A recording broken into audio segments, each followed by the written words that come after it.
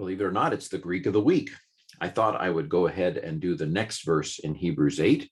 It's a very beautiful verse in Greek, although not always as easy. It's not in an English word order, that's for sure. So let's go ahead and dive in. Hebrews 8:6. Nunide diaphoroteros tetuken liturgias hoso. Anyway, more to come. All right, so but now, de here is a post-positive. It never comes where we want it to, usually second, but we're going to translate it first. But now, but nuni, emphatic form of an emphatic nun. Nun means now all by itself, nuni. But now, maybe a little slight emphasis. The previous verse has been talking about, that the earthly tabernacle system, cultic system, was built as a shadowy illustration of the heavenly pattern. But now, Jesus, he has obtained tetuken. So you can see there's a little reduplication on the front here. It's a little beside itself, epsilon. It's perfect. It's from tunkano, which is, there's a group of Greek verbs that kind of have a similar format, lambano, tunkano. They're ano verbs. The ano has gone away. It's like a toupee, it's not real. It only appears in the present stem. A nu with an epsilon of it in front of it is often a movable nu. Throw it away. It's just there for sound reasons, although I'm not sure the next word begins with a consonant. So it's completely unnecessary, even phonetically. But anyway, an epsilon is very common third person singular active indicative ending, usually past tense. The perfect tense in Greek isn't really a past tense, but it takes the same endings most of the time as the aorist. So anyway, we just get used to it. So this is perfect. It is active. It is indicative. It's third singular. It's from tunkano. But now he has obtained, that is, Jesus has obtained, a more excellent ministry. Notice how the word order is now, but more excellent, he has obtained ministry. Not good English, but beautiful Greek, lovely Greek, dividing the adjective from the noun it goes with. Liturgia, liturgy, the word we get liturgy from. These are both genitive, genitive feminine singular. Why? Why is it genitive? Because tunkano is a verb that takes its object in the genitive case. So we call that a genitive of root idea. The ER here, diaphoroteros, is an ER, more excellent. If diaphoros is good, then diaphoroteros is excellent, a better covenant, a better ministry in this case. So the ER there is like in English, an ER. So, but now he has obtained a more excellent ministry, inasmuch as hoso, kai kretonos estin, diathekes, misites, hatus epi kretosin, and more to come. All right, so this is estin is an enclitic. I don't do accents. Please don't make me. You're stressing me out. I don't want the stress. Give it to somebody else. And so kretonos has two accents because it's picking up the stress of the estin. I'll do it for you because I'm better. Literally in this case, better. Kreto. Also genitive. Inasmuch as he is mediator. This is a regular genitive. Mediator, mesites, of a better covenant. So kretonos and diathekes, these are both genitive feminine singular. Mesites looks like it is, but it isn't. These two endings look the same, but they're not. Mesites is a nominative singular. It's a taste noun, an occupation noun. Prophetes, prophet. Anyway, mathetes, follower. Mesites, mediator. See the ER? Mediator, follower. Anyway, so inasmuch as also he is mediator of a better covenant. Again, the word order is bad for English, good for Greek. Even of better, he is covenant mediator. mediator of a better covenant. We have to put it in our Greek pipe and smoke it.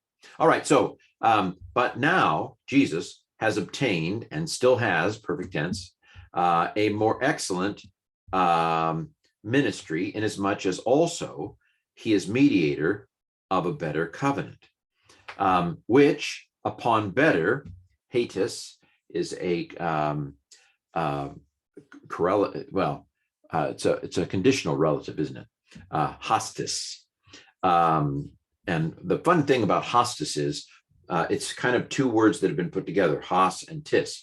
And as you decline hostis, both parts decline. The front part declines, hos, and the back part declines, tis. So this is feminine nominative singular. So the he is the feminine of hos, nominative singular of hos, and tis is the feminine nominative singular of tis. So it goes with diathekes. Pronouns agree with their antecedents, diathekes, in gender and number.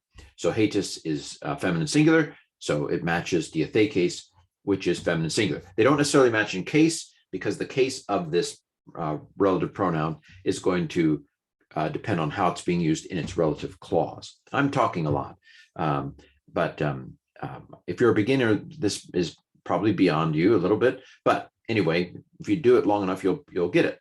So the mediator of a better covenant, which upon better what? Better epangeliais, better promises, upon better promises. So kratosin, boy, he uses the Attic krato. Isn't that interesting? I think kraso would be the koine. Krato, he's speaking with a British accent. It's a little bit more sophisticated, maybe. Instead of krason, because an alternative form would be krasonos. It's his dialect. Krasosin, but it's krato. Pray tell.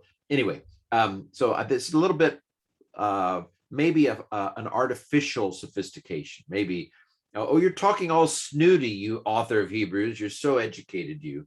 Anyway, upon kratosin epangeliais nenamothetetai.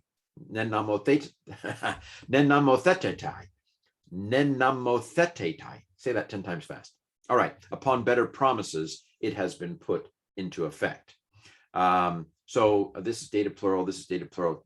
Dative feminine plural. We can tell from this. Krato, the masculine, feminine combine, I believe. And actually, it may be the same form as the neuter as well. But we know that we should construe it as feminine because of epangeliais. So this new covenant has been founded, has been put into effect, has been put into law, so to speak, upon better promises. The promises of the new covenant are better than the promises of the old covenant. The old covenant is a temporary covenant.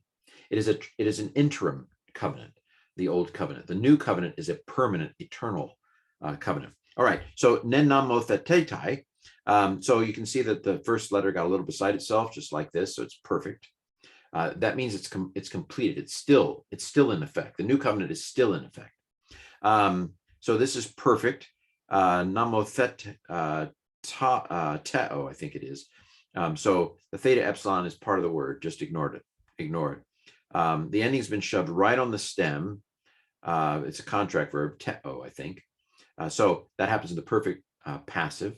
Has because it's perfect. Been because it's passive. Put into law because it's namotheteo. Tai is third person singular. And so we have a perfect passive indicative third singular from namotheteo. All right, so putting it all together, but now he has obtained a more excellent ministry, inasmuch as even he is a mediator of a better covenant, which upon better promises has been put into effect.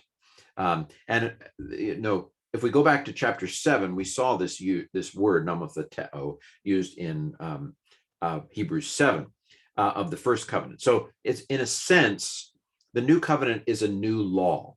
It is related to the first law, but in Hebrews theology, it is a replacement law. It is a new covenant. It is a new law, as it were. Now, again, there's a continuity in the relationship of shadow to reality. kind of illustration to the reality. So there's a relationship between the Old and the New Covenant. The Old Covenant is not bad, but Hebrews has a replacement theology. Now, it's not a replacement of religion, right? Because Christianity remained a form of Judaism, right? So I'm not trying to load on baggage from more modern conversations, but there is this is a replacing law. It's not the same law. It's a new covenant. All right. Well, this has been Hebrews 8:6. I hope I am preaching tomorrow, but I hope I will be able to do my through the Bible video podcast on Hebrews 8 for tomorrow. And this has been the Greek of the Week.